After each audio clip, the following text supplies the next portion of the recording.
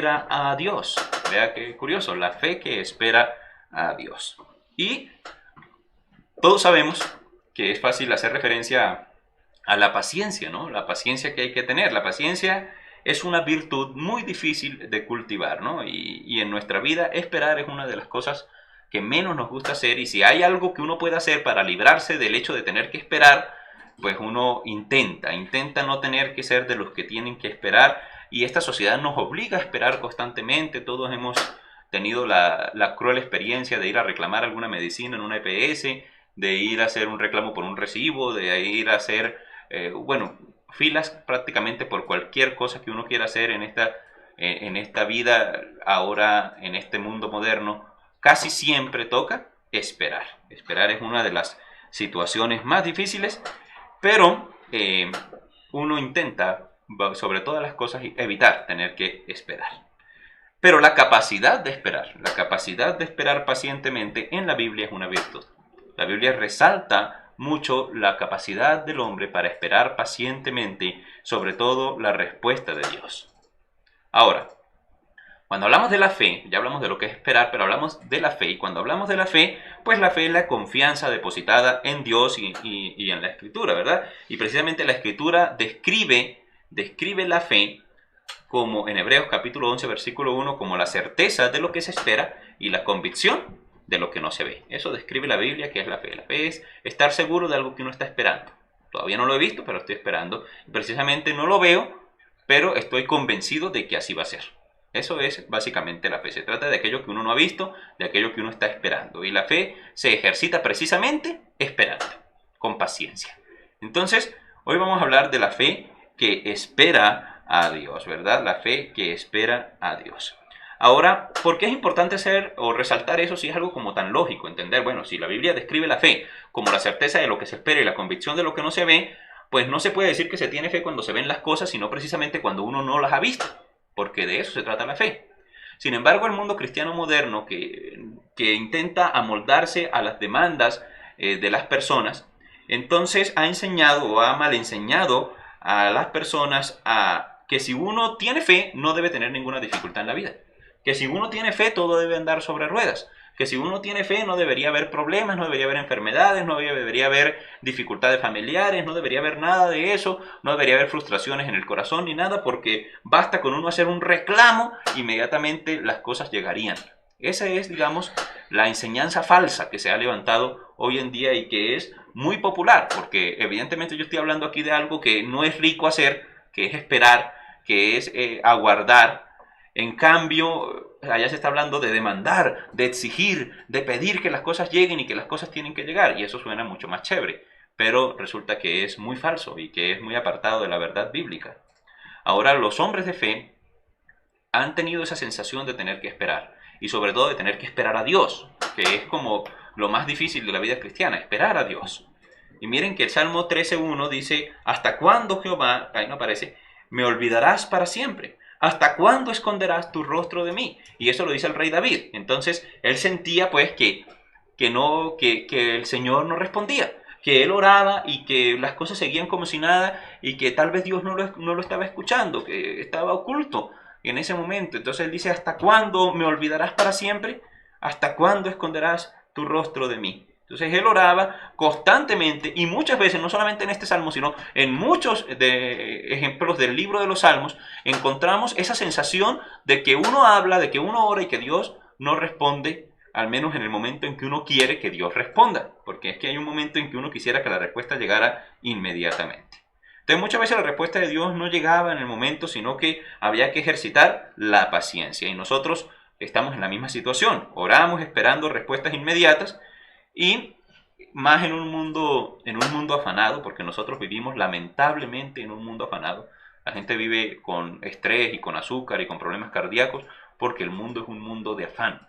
El mundo es un mundo que demanda las cosas inmediatamente. Uno no quiere esperar por las cosas, sino que tiene que haber una manera de obtenerlas inmediatamente.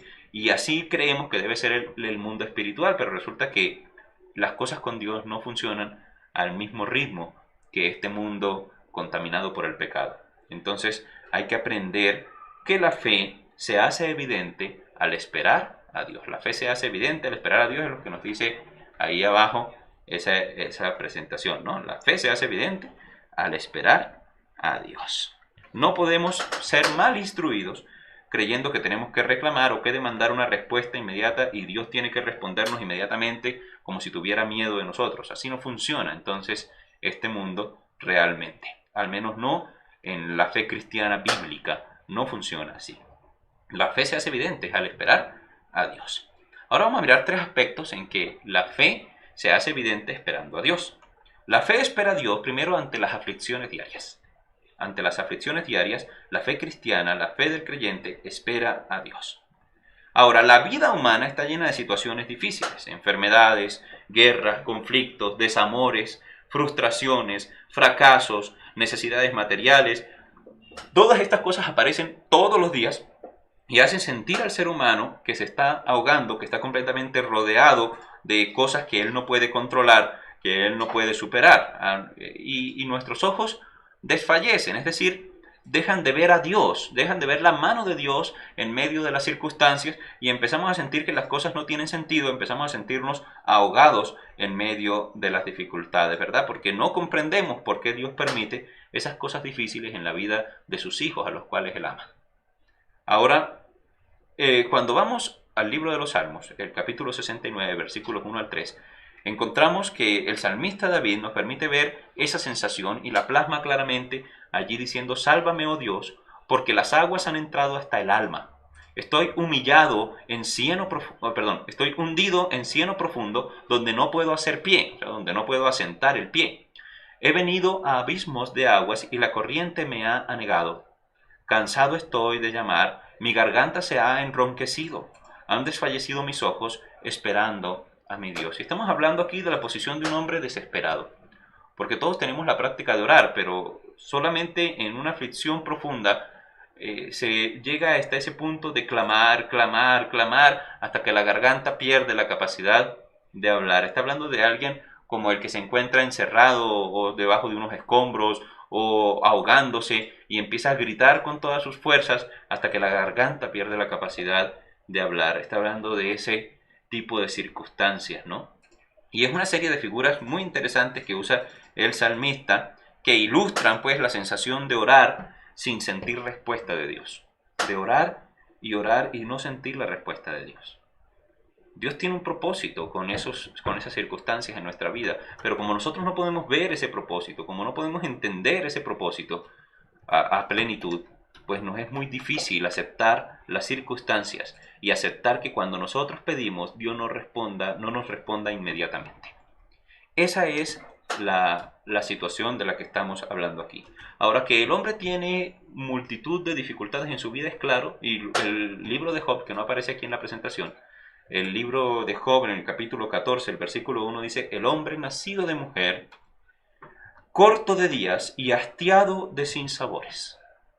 O sea, está lleno de sinsabores, lleno de momentos difíciles la vida del hombre. Entonces ahí en ese versículo Job deja claro que la vida del hombre está llena de dificultades.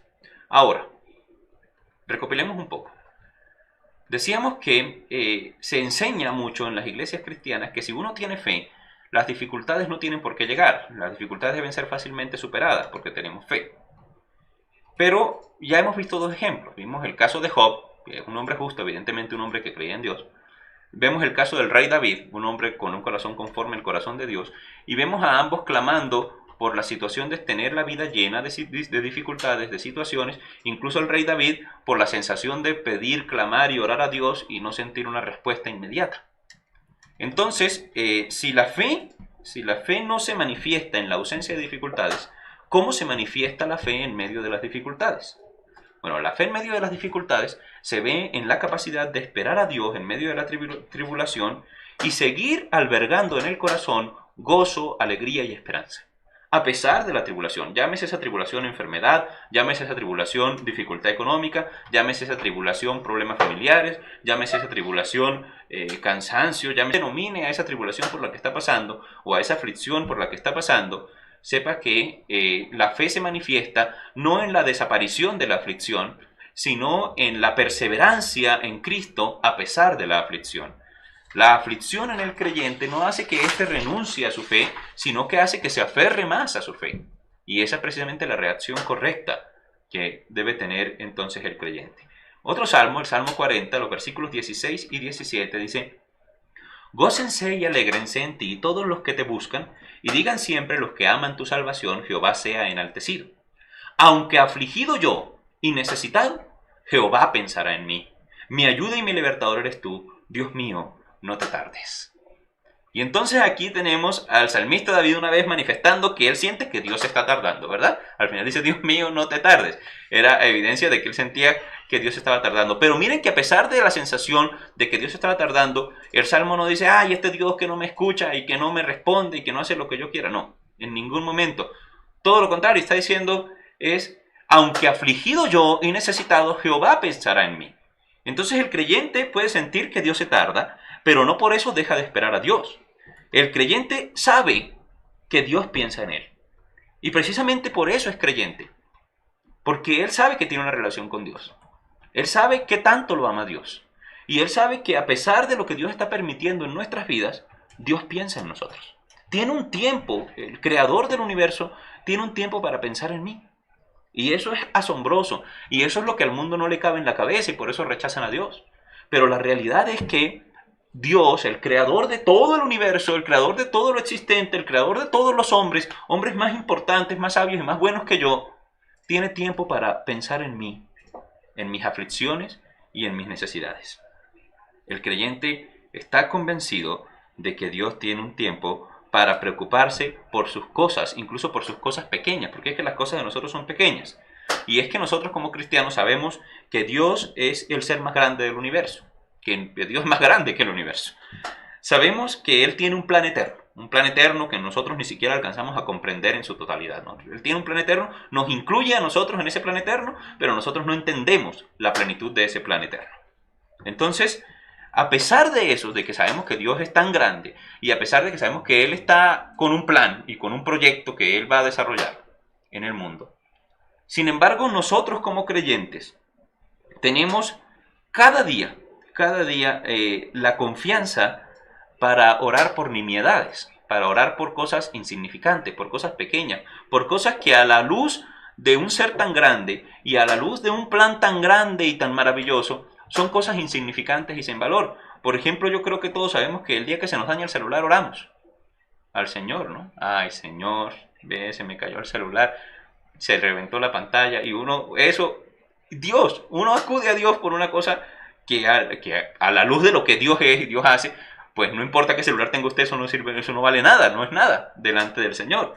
O por ejemplo, todos vamos a llegar tarde a una cita médica, una reunión de trabajo, lo que sea. Ay, Señor, que este bus no pare tanto. Estamos nosotros orándole al Señor porque sabemos que Dios se puede ocupar de cosas tan pequeñas y que Dios tiene cuidado de nosotros en cosas tan insignificantes, ¿verdad? Nosotros oramos hasta porque la mascota perdió el apetito. Ay, Señor, el perrito no quiere comer. ¿Qué le estará pasando? Y el Señor, sabemos que el Señor nos escucha. ¿Y por qué el creyente tiene esa confianza de sabiendo quién es Dios y cada vez conociendo más a Dios a través de su palabra y viendo lo grande que es, lo impresionante que es, poner en sus manos cosas tan insignificantes? Pues porque sabemos que cuando yo estoy afligido y necesitado, Jehová está pensando en mí. Y eso es algo increíble, es una revelación de la Biblia impresionante, que Dios tenga tiempo de pensar en cada uno de nosotros en particular, que tenga un espacio en su mente para mí.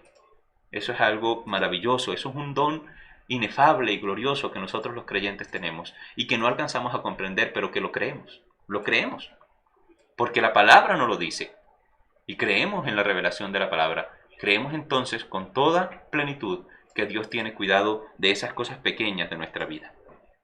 Las aflicciones del creyente, entonces, sin importar, porque para uno pueden ser grandes, así para los demás sean pequeñas. Para nosotros nuestras aflicciones son importantes. Y las aflicciones del creyente no son capaces de arrebatarle al creyente su gozo, su alegría y su esperanza. Y esa es la fe. La fe espera a Dios en medio de las dificultades diarias, y eso se evidencia en que esas dificultades diarias no le arrebatan su gozo y su esperanza. Y recordemos Romanos capítulo 8, versículo 18, que nos dice: tengo por cierto que las aflicciones del tiempo presente no son comparables con la gloria venidera que en nosotros ha de manifestarse.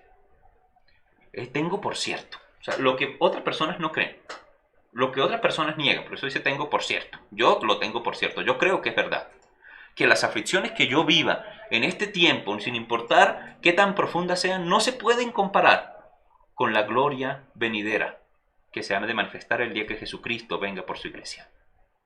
Y esa realidad hace que el creyente soporte cualquier circunstancia.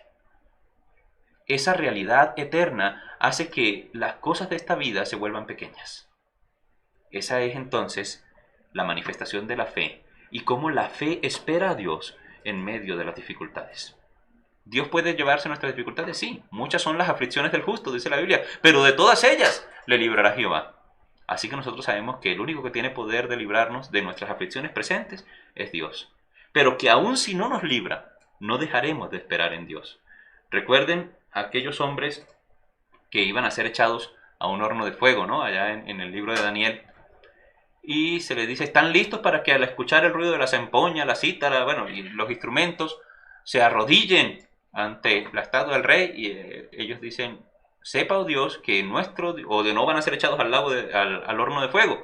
Y contestan ellos, sepa Dios, sepa, oh rey, que nuestro Dios puede librarnos del horno de fuego. Y que aunque no nos libre del horno de fuego, de todas formas no nos arrodillaremos ante otro Dios.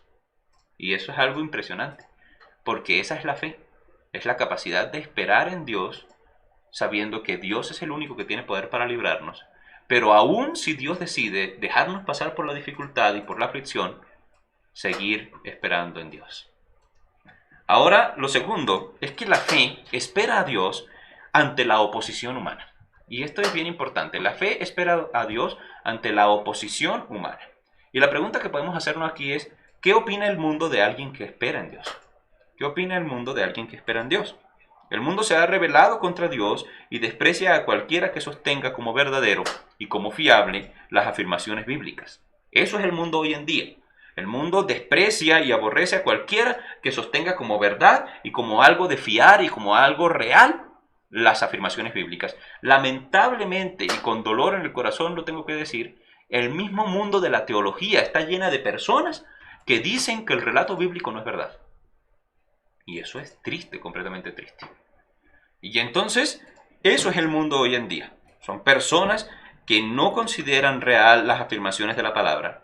Son personas que rechazan la moral cristiana. El mundo de hoy rechaza la moral cristiana y defiende la inmoralidad y defiende las posiciones inmorales como algo natural, como algo normal, y creen que los que tenemos que cambiar somos los cristianos. Pero es que el cristiano no tiene su opinión por sí mismo. El cristiano opina es lo que Dios dice. El cristiano está opinando es lo que es la voluntad de Dios, lo que Dios dice en su palabra. Entonces, cuando el creyente o cuando la moral cristiana es rechazada, no se rechaza la moral del cristiano, se rechaza la moral de Dios, lo que Dios estableció, la voluntad de Dios.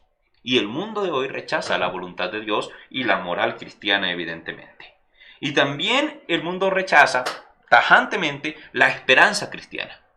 El mundo anhela el día en que puedan ir a colonizar otros planetas. El mundo anhela el día en que se curen todas las enfermedades. El mundo anhela el día en que se logre la paz mundial. El mundo anhela el día, todas esas cosas las anhela el mundo. Pero el mundo lo que no anhela es la venida de Cristo. El mundo no anhela el gobierno de Cristo sobre ellos. El mundo no anhela a Dios. Y esa es una realidad también que tenemos que entender. Que el mundo no anhela.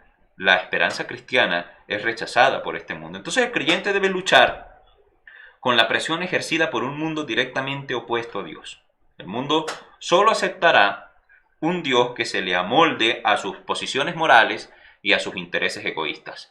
Entonces, si el Dios que una iglesia puede predicar acepta cualquier inmoralidad y cualquier posición y cualquier comportamiento de sus miembros, y si el Dios que una iglesia proclama puede amoldarse a los intereses egoístas, o sea, me sirve a mí para hacerme más rico, para hacerme más poderoso, para hacerme más influyente, entonces el mundo aceptará ese Dios. Evidentemente un Dios falso, no un Dios bíblico.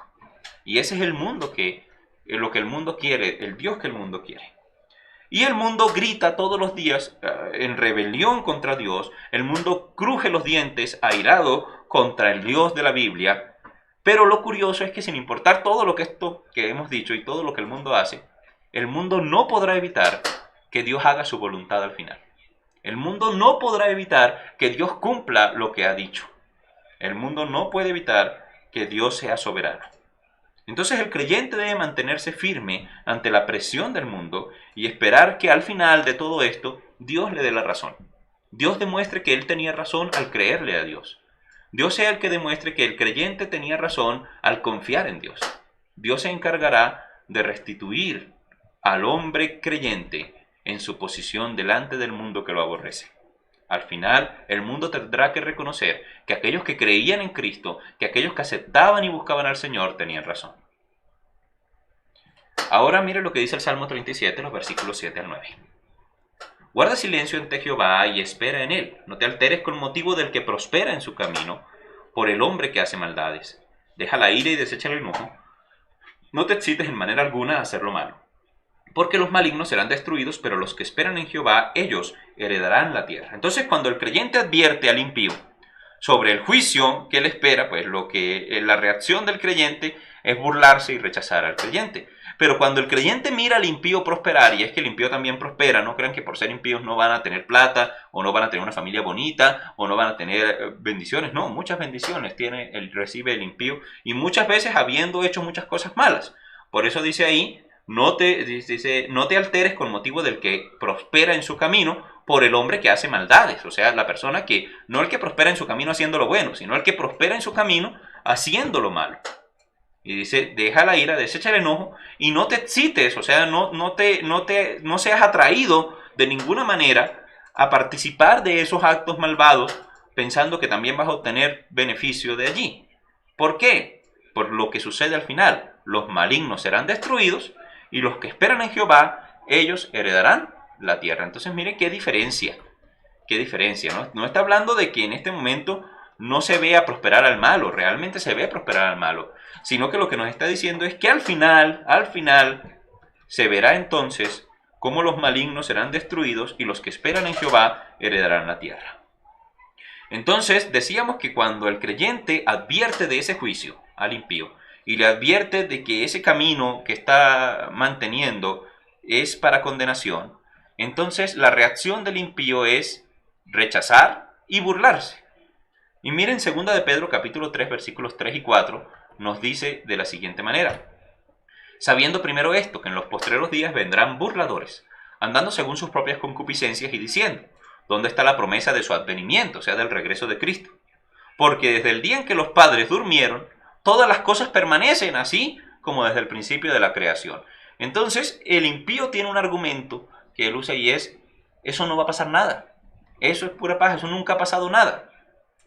Y mire que ese nunca ha pasado nada, el argumento del burlador, también está descrito en una cita que no aparece aquí, lo pueden buscar ahí en sus Biblias, en Sofonías capítulo 1, versículo 12, cuando habla del juicio de Dios ante la ciudad de Jerusalén, y dice, acontecerá en aquel tiempo que yo escudriñaré a Jerusalén con linterna, y castigaré a los hombres, dice la Escritura, que reposan tranquilos como el vino asentado, los cuales dicen en su corazón, Jehová ni hará bien ni hará mal. Entonces, son personas que piensan que Dios no le interesa nada y que no hacen ni bien ni mal, que Dios es simplemente un invento de la gente. Hay mucha gente así hoy en día. Dice, llegará el momento en que Dios se encargará de juzgar a aquellas personas que andan tranquilas pensando que Dios no va a hacer nada y que Dios no se va a encargar entonces de la sociedad en la que vivimos. Más adelante, en el mismo pasaje que estábamos leyendo de 2 de Pedro, capítulo 3, versículos 8 al 13, nos dice, amados, no ignoréis esto, que para con el Señor un día es como 1000 años y 1000 años como un día. El Señor no retarda sus promesas, según algunos la tienen por tardanza, sino que es paciente para con nosotros, no queriendo que ninguno perezca, sino que todos procedan al arrepentimiento. Pero el día del Señor vendrá como ladrón en la noche, en el cual los cielos pasarán con gran estruendo y los elementos ardiendo serán deshechos, y la tierra y las obras que en ellas hay, serán quemadas. Puesto que todas estas cosas han de ser deshechas, ¿cómo no debéis vosotros andar en santa y piadosa manera de vivir, esperando y apresurándonos para la venida del día de Dios, en el cual los cielos encendiéndose serán deshechos y los elementos siendo quemados se fundirán? Pero nosotros esperamos, según sus promesas, cielos nuevos y tierra nueva en los cuales mora la justicia. Entonces mire que el Señor nos está diciendo, nos está hablando de la ignorancia de las personas que rechazan al Señor, y precisamente antes de este texto que leíamos nos dice que la ignorancia de los hombres acerca de las cosas de Dios es una ignorancia voluntaria. Es decir, no se trata de que la sociedad no conozca la historia bíblica o no conozca el relato bíblico o no conozca el peligro del juicio de Dios sobre ellos. Ellos han escuchado acerca de este juicio, ellos han escuchado acerca de la obra del Señor. Los seres humanos conocen. Dice, ellos ignoran voluntariamente que en el principio la primera creación fue destruida, los cielos y la tierra fueron destruidas por agua, hablando del diluvio. Y miren que la mayoría de los hombres de hoy en día no creen que el diluvio sea un relato literal, no creen que el diluvio sea un relato bíblico real, que esté basado en la realidad. Lo ven como un mito, lo ven como una historia mitológica, como una leyenda, como un asunto que no sucedió. Ahora, la ignorancia voluntaria, negar la literalidad de ese relato del diluvio, negar la literalidad del relato de la destrucción de la creación mediante fuego, de lo que estamos hablando en este texto, que nosotros sabemos que el día del Señor vendrá como ladrón en la noche, y que en ese día los cielos pasarán con gran estruendo, y los elementos ardiendo serán deshechos, y la tierra y las obras que hay en la tierra serán quemadas. Esa realidad también es negada por el mundo. Ellos dicen, eso no va a pasar, eso no va a suceder, eso es mentira. Entonces la gente niega la existencia de Dios, y la gente niega el juicio de Dios, y la gente niega lo que ya sucedió, que fue el diluvio, y creen que así como que con solo negarlo no va a suceder. Ahora, ambas cosas son reales, tanto la destrucción del diluvio, que históricamente sucedió, como la destrucción futura de este mundo por medio del fuego del juicio del Señor. Pero también es real y completamente confiable la esperanza que el creyente tiene. Y es que dice, al final, pero nosotros esperamos según sus promesas, o sea, las promesas de Dios, cielos nuevos y tierra nueva en las cuales mora la justicia. Entonces, para afrontar a una sociedad que se burla, para afrontar a una sociedad que rechaza, para afrontar a una sociedad que establece leyes inmorales contrarias a la voluntad de Dios, el creyente necesita obligatoriamente fe. Porque lo que en el mundo se ve es la victoria, entre comillas, la victoria del pecado, la victoria de la inmoralidad, la victoria de la corrupción. Pero lo que el Señor nos dice es que Él creará un mundo donde mora la justicia. Y que nosotros podemos esperar ese mundo y podemos ser partícipes de ese mundo que Él va a crear. Entonces, los cielos nuevos y la tierra nueva donde moraremos serán unos cielos nuevos y una tierra gobernada por el Señor Jesucristo. Y la fe del creyente se hace manifiesta porque a pesar de la presión, a pesar del rechazo, a pesar de la persecución y las burlas, seguimos creyendo esa fidelidad de Dios, seguimos creyendo la veracidad de su palabra, seguimos considerando vanidad todo lo que pertenece a esta creación y seguimos diciendo que todo logro humano y toda gloria humana presente será consumida por el fuego al final. Seguimos esforzándonos, como dice la Escritura, por andar en santa y piadosa manera de vivir. A veces lo logramos, a veces no, pero seguimos intentando vivir conforme a la voluntad de Jehová. Y eso es porque tenemos fe. La motivación para la santidad y para vivir conforme a la voluntad de Dios es precisamente la fe que tenemos puesta en el Señor. El saber que tenemos los ojos puestos no en las cosas de esta tierra, sino en las cosas que vienen. Y precisamente eso es lo último que vamos a mirar aquí. Que la fe espera a Dios y a sus promesas eternas. La fe espera en Dios y en sus promesas eternas. Santiago 5, 7 al 8 nos habla de esa esperanza que tenemos diciendo: por tanto, hermanos, tened paciencia hasta la venida del Señor. Mirad cómo el labrador espera el precioso fruto de la tierra, aguardando con paciencia hasta que reciba la lluvia temprana y la tardía. Tened también vosotros paciencia y afirmad vuestros corazones, porque la venida del Señor se acerca. Entonces, dos veces nos habla aquí de la venida del Señor, al principio y al final, ¿verdad? Dice, tened paciencia hasta la venida del Señor. Y luego dice, afirmad vuestros corazones porque la venida del Señor se acerca. Entonces está la venida del Señor. La venida del Señor es a lo importante acá. Esa es nuestra esperanza, que el Señor regresa, que el Señor Jesucristo vuelve a cumplir las profecías que están establecidas acerca de su gobierno terrenal. Y estamos esperando al Señor. Y es triste que gran parte del mundo cristiano ya no espera a Jesucristo. Espera una pensión, espera conseguir una casa más, espera conseguir un dinero, espera hacer un negocio, espera cualquier otra cosa, pero no espera la venida del Señor Jesucristo. Y la venida del Señor Jesucristo es una realidad bíblica. Negar la venida del Señor Jesucristo es negar el cristianismo en sí. Ahora, aquí hace referencia a un labrador. Y el campo es un buen desarrollador de paciencia. Todos los que han tenido que vivir en el campo o vivir del campo saben que el campo es muy eficaz para que el hombre desarrolle paciencia. Y sobre todo el campo en esta época de la que está hablando la Biblia. Porque está hablando de una época donde no existían sistemas de riego motorizados como los de hoy en día. Entonces el labrador labraba y esperaba, sabía qué fecha era la fecha de las lluvias. Y estaba sembrando y esperando que la lluvia llegara. Y esperaba que la lluvia llegara y todos los días miraba al cielo y me decía, de pronto hoy llueve. Y esperar a ver cuándo llegaba la lluvia. Y esa lluvia, esa vida del campesino que dependía de la lluvia, era una vida de fe.